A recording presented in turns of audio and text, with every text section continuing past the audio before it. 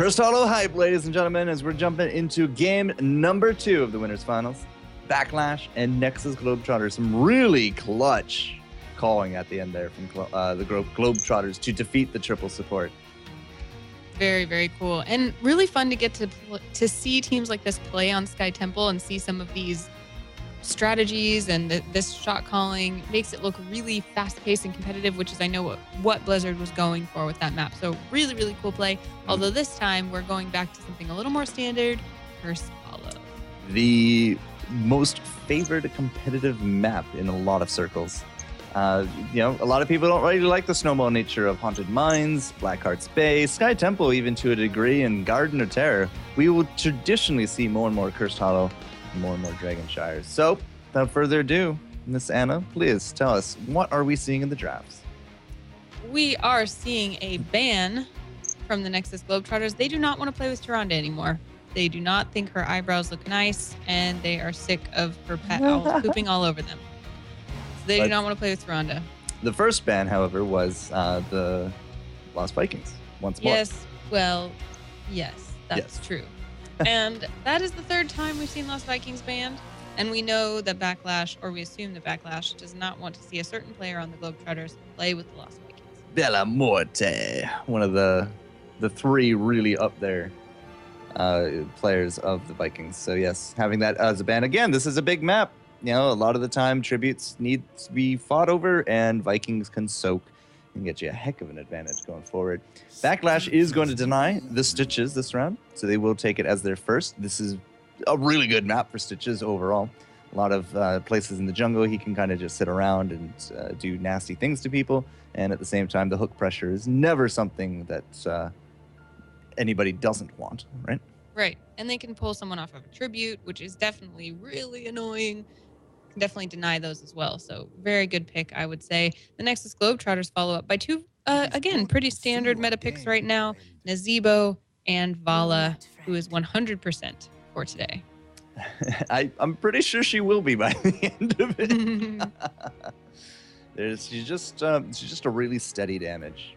I mean, I want to see a Vala skin that's the ultimate wingman skin, where she's dressed up in going out to a pub type wear, and she's got her cell phone in one hand and a drink in the other hand. She's cheersing you. That's the new Vala skin. What would she be shooting though? Shots. Wow, we think alike. I was she could totally be doing shots, but well, shooting shots, get it? Yeah, no, I get it. Anyways. Drink responsibly, kids. I was gonna say, this is supposed to be a PG game, right? Shots of apple juice. Shots fired. All right. Malfurion to be joining Backlash, and looks like a Tassadar to be joining them there as well. Where's the button? There it is. So Malfurion and Tassadar, they could very easily go into an Illidan comp, but I'm not entirely too sure Nexus will really appreciate that. They got the double support. They got the Stitches. We actually could go into a double tank with the ETC, but then you kind of left holding the bag for a ranged DPS from Backlash, so it could be a hammer. Just saying, they could go really either way with the draft that they have set up. And well, maybe the Globetrotters are actually thinking a little bit that way as well, because they will take the battle count, and now they themselves need a support. So this is probably where you're going to see an Uthra or Rhaegar picked. Yeah, I would say so, especially having been denied the Rhaegar last time and really enjoying the Uthra. Oh, they do not. They allow Backlash to pick quad support coming in, boys. Whoa. They really want to play with that Illidan. Wow. All right. Hey, if it ain't broke, don't fix it. It worked from the last time, right? Yeah. Very interesting. The Nexus Globetrotters really not concerned very much about their healing, because they just, I guess, have really committed to that damage lifestyle. We'll see if Backlash goes to their sustainable healing roots, as they did try triple support last time. Hammer and Uther would go really well here. They can't go Tyrande. If you don't take the Uther away, I'm pretty sure Nexus Globetrotters are going to grab it. Mm-hmm. But it looks like that they're not going to go for a little bit more of a protect the hammer. They're instead going to take out the Tychus. And we've talked about the Tychus and his strengths against an Illidan. Illidan can't evade an overkill. Mm. So I think we've actually seen that as a counter pick twice now today. Not a bad idea. What is Backlash going to take for their last pick? Could definitely go more bruisery. They could definitely go more damagey. I'm a little surprised it's not a hammer. Could still be a hammer, I suppose. But now you're really leaving Stitches to kind of solo tank. And Stitches versus an ETC, ETC will win. Stitches versus a Diablo will win. They're just much tankier characters overall. Mm. Do you think there's potential for another triple support if they want to deny that one? I don't think so, to be honest. I mean, it's an Uther or a Rhaegar or a Brightwing. Either way, Globetrotters will get a support. That doesn't suck. Yeah, that's a good point. If they took quad support, that could have been something, but yeah, I didn't expect that would have been crazy. Imagine that. It's like, well, 3 didn't work. Let's try 4. Maybe we just pick all support. But, you know, the way that Blizzard has been building these supports, they do have a lot of other capabilities, which is cool.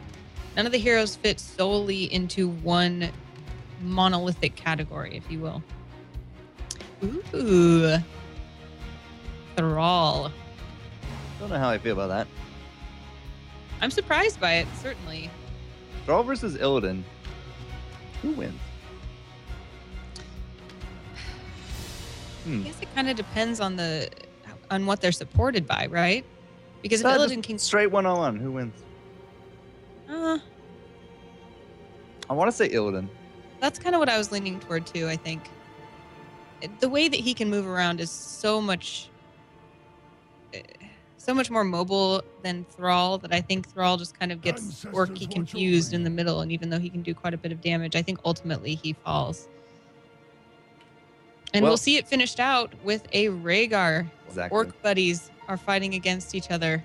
And Rhaegar will do lots of delicious healing for the Nexus Globetrotters.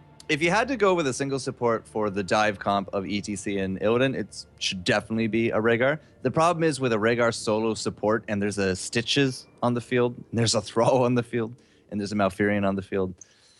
If he gets caught at all, the Rhaegar will not live. So Backlash has a really nice comp set up against the single heals. But if the Rhaegar gets caught, we're going to have a bad time with Globetrotters. It really is going to come down to, you know, big positioning like we do see in a lot of these other games. So place your bets. Would you have recommended Uther for the Nexus Globetrotters instead? Not really. I mean, yes for the counter engage, yes for the stuns, but as a single support that needs to heal not only the ETC but as well as the Illidan, I would definitely take a Rhaegar over it. But you know, now we're just kind of very dependent upon the ETC and the Illidan to get those stuns off, to get the body blocks, to set up for the Ravenous, to set up for, well, a possible strafe. We might actually be deterred from a strafe here because of the Thrall. There might be a Reign of Vengeance. But at the same time, you know, maybe the Sunder is going to be exclusively aimed at Nazebo instead of the strafe. So we'll have to see. Either way, it's really dicey to call. It's going to come down to the gameplay. And we just saw Nexus Globetrotters with some really strong gameplay. And we saw Backlash just not going down even after a 2-level deficit. So place your bets, as I said. You know, which team is it going to be? We are up 1-0 right now for the Globetrotters. But the boys in blue, it's going to be Backlash once more. Caustics, nope, that's a lie. It's Nexus Globetrotters. They've switched teams. Switched colors, rather. All right. My overlay is wrong. That's all right. I will introduce Backlash, who is actually wearing red. We've got Baby Nova here on Tychus. We've got Sky on Stitches. Wada is riding as, who the heck, Thrall. And Malfurion is Disclaimer. And of course, we've got Mordecai up here as Tassadar. Mordecai standing alone in the top lane. We've got 3 hanging out mid for Backlash and 1 in the bottom lane. They hit it. Oh, Keepers, we knew you well. No. Oh, Wadgerfuck actually didn't hit with that Feral, so he's going to be okay. But that is the horseshoe. That is a little bit more of an old school early game thing to do. But it's definitely fun when it happens. Unfortunately, Wadgerfuck didn't connect with the Feral Spirits, so it's not going to be the lockup that they were looking for. Regardless, though, the top lane with the party, with Cossacks and Anxiety there, supported by Teebs, Tassadar is not going to be able to hold up against that. Yeah, what's going to be the main thing that Tassadar is going to do in this comp on this map? In general or in his lane? Just in general on this particular map, Tassadar as part of the support team, although he's not fully a support, what is he going to be looking to do most? Shielding, damage? The shields for Thrall and the Archon for damage. You're going to be looking for the healing ward to be bringing to this and shielding and delaying this push comp as much as you can. Tassadar basically fills every role. He's a healer, he's a bruiser, he's a damage, he's a tank. He is extremely hard to kill. He can deal out a ton of damage. So he just kind of he's like a flex. In this case, I suspect he's going to build bruiser-esque rather than more of a support-esque, but we should be seeing us healing ward at level 4, and that will complete the double healing ward comp. And yeah, there it is. The first tribute is spawning near the top. There are 3 members of the Nexus Globetrotters right next to it. Only 2 of the members of Backlash, but it looks like just about everybody is heading there. We'll see who will group up and successfully be able to take this tribute, and who will maybe decide it is not worth it. Stitch is poised to take a hook if he can. Now moving back because he is not looking to get into a war with Olive. If we can grab this tribute for Nexus Globetrotters, they'll be in a phenomenal position because Illidan is down south soaking. We got Anxiety Law also soaking and pushing in. So if they could have gotten it, they would have been in phenomenal shape. But as it turned out, all they could do is really just try to poke and soak. And even then, the poke didn't really last that long. So it just ended up being a little bit more of a soak. Bella Morte was really low on the hit points, but because of his built-in lifesteal, he's going to be more than okay for now. But Baby Nova, I mean, this is not a lane that an Illidan wants to deal with. He cannot deal with a Tychus, not a good Tychus. And we know that Baby Nova is a good Tychus. Yeah, do you think we're going to see Bella Morte say, you know what, guys, trade me. I do not want to be in this lane. I think they're going to be more banking on the next tribute's going to be down south, to be honest. Yeah, no. So we're looking for the collapse on top of Cossacks there in top of the mid. Wadgerfok did actually land out that Feral, and disclaimer, just a little bit too late to the party, so it didn't actually happen. And yeah, it is going to be bottom. So Bella Morte can be part of this next fight, but that's also going to leave, Kiefer's. He's way up top, and he has Stone Bros pushing in, so likely these top laners are not going to be joining this. And actually, it looks like we're just going to sack it all together. Nexus Globetrotters said, not worth our time. Yeah, they had no interest in that tribute, instead focused on soaking, also grabbing their bruisers, and they've also got this push going top with their siege giants. So they're really saying, you know what, as long as you're not getting a curse, we are going to sit back and take all the other advantages that you're missing out on while you're grabbing that tribute. Yeah, top is getting pushed in pretty much for free from Kiefer's and crew. That's going to be the gate in the tower. Mid is getting pushed in. That's going to be the ammo. It's not really going to be too much past that. Bella Morte and Baby Nova are still going at it neck and neck. And yeah, I mean, I'm a little curious that we weren't able to punish the poke and soak more from the Globetrotters, and they just flat out gave up the second tribute because they have to go into this next one, or they have to willingly suffer through a curse. Yeah, and they're thinking, okay, if we can get a solid level advantage before that third tribute, then when we engage on that team fight, we're going to have a huge advantage. I don't know if their advantage is big enough to warrant having ignored those, so they're going to have to be really, really careful in this next tribute. And on top of that, Backlash is geographically much more well-positioned to grab it, so they have their work cut out for them if they don't want to be cursed. Well, I didn't see the roam bottom, but there goes Tychus. He's now dead in the water, and without that Tychus, it's going to be a 5-on-4 pressure. Disclaimer is going to try to rush this as quick as he can. This is going to be close! Wow. Wow. Didn't get it. But still, I mean, the Globetrotters, they got the man advantage. Tychus is nowhere to be found, and it looks like it will not be a quick 3-0 curse for Backlash. So, all right. They still got the lead. They're just going to now transfer out, do some mercs, and look for level 10 because we do now have it here for the Globetrotters. Really interesting when we watched this map last. Can't remember who it was, but we were watching someone who would fall back and take marks, but very carefully place all of their players, you know, 2 here, 2 there, 1 here, and then group back up. What we're seeing is a little clumsier from Backlash right now. I'm looking forward to seeing them kind of get into more of a rhythm on this map, being able to push the advantage they have, as the Nexus Globetrotters have caught up and are actually pushing ahead of them in XP. Yeah, about 3/4 of a level and counting. We also got a boss now to be going into this bottom lane. And, you know, if there's a bottom tribute, this is just not the best of positioning from Backlash. They might have had the advantage when it came to those earlier tributes, but if they can't seal the deal, it doesn't really matter how many of them you got early on. As you said, we do got the ults now back and forth. We do actually have range from the Vala. We got the mosh pit here as well, but whoop, Vala's now absolutely dead. And Globetrotters are going to be down a Vala for 20 seconds. We're really pushing in on this mid lane. We're trying to get as many heroics out of the way as possible. There goes the healing ward there as well. Tribute has spawned and Sky is on it. Yeah, very interesting about the tribute that it's different than a lot of the other objectives like the temples we saw, where it builds on itself. It's not immediately going to happen if you let a team grab one objective, but if you let those objectives build up, you are going to see a curse like this. If this is your first time looking at this map, you'll notice that the Nexus Globetrotters now have 1 HP on each of their minions and no ammo in their building. Wow, that's a money mosh right there. 1 and 2. Here goes the hat trick as Baby Nova is going to drop, and that's probably it for Tassadar to boot. Doesn't matter that the blue team is cursed. And as I said, they can willingly suffer through a curse. If you can engage the enemy during a curse or even kill the enemy during the curse, what are they going to get out of it? Just passive pushes, right? Bottom is still looking really healthy. Mid, maybe not so much, but they're getting counter pushed by themselves. It's the red curse, and they lose the first fort. And Bellamorte is now here into this top lane. He's going to try to save it out, or at least prolong it as best they can. So it's not really a very worse curse for red. And now they don't have that pressure on the board either. Yeah, that curse was something that Nexus Globetrotters was never too worried about, and it looks like they didn't need to be.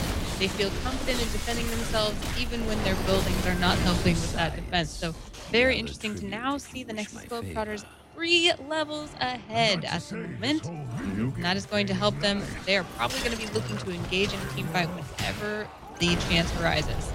Now we do got a boss to be pushing down the top. The Grave Golem will do the bidding of Backlash, but 14 to 12, that means we got the 13 talent tier over their opponents. And you can see, Sprint, Heal Dog coming in, Uber Rockstar, the Sixth Sense coming in as well for Illidan, just making him a heck of a harder to kill.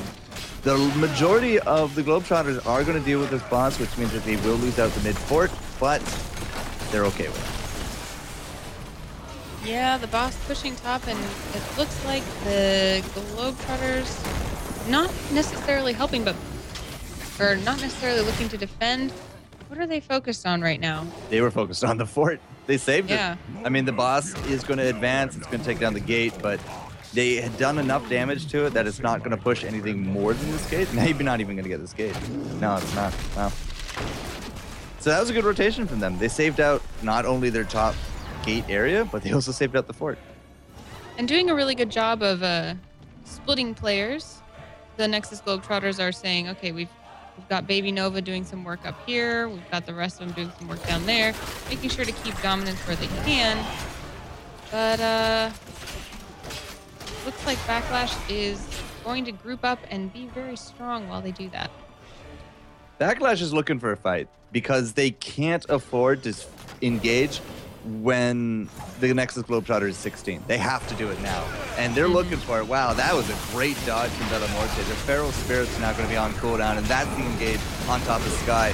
Sky has Gorge. He doesn't have the Bile, which is a really head-scratching thing because there's 3 melee that are jumping on top of not only Mordecai, but Sky. And now, I mean, already, Mordecai's so low. The Ravenous comes in. Bellamorte is chasing off Baby Nova there in the back. Sky is really segmented from his team. 1 and 2, and now they're going to be looking for the rest of this cleanup. And it looks like just total domination from our blue team, as there are no red health bars left, and there will not be any red towers left in this lane very, very soon. Already seeing GGs. I don't think the death timers really warrants these early GGs because they can still put up a defense, but when they're 16-13, they kind of already know what's going on. This is not something that they feel they're confident to bring back in, and it's possible that, yep, they're just, I guess we have forfeits. I don't know. Wow. We don't really, they're just forfeiting. Yeah. Yeah, they're asking them to push an end. Very interesting. I didn't know. I don't know what the rules are on forfeit, but I suppose if a team says they're done, then Nexus they're done. Globetrotters not obliging, choosing not to push at Well, the request of Backlash. it could be a trap, right? I mean, I guess. But it looks like, okay, confirming that they're not being trapped, and then I guess obliging and coming. So there you go. The Backlash feels like they are far enough behind that they don't want to play this out, and they will surrender. Yeah. So it looks like they're content to surrender. This will be a 2-0 Nexus Globetrotters. The death push is now coming up. They also got a boss on the back of it, anyways. So yeah, all right. This is the first for everything, I suppose, but that will be game, as it will go 2-0 for the Globetrotters, and we will move on to our losers bracket finals, featuring Backlash and need to hit a button here. Don't know, actually. We might actually have a break as we determined exactly who that's going to be. But congratulations to the Globetrotters for 2-0 and their victory.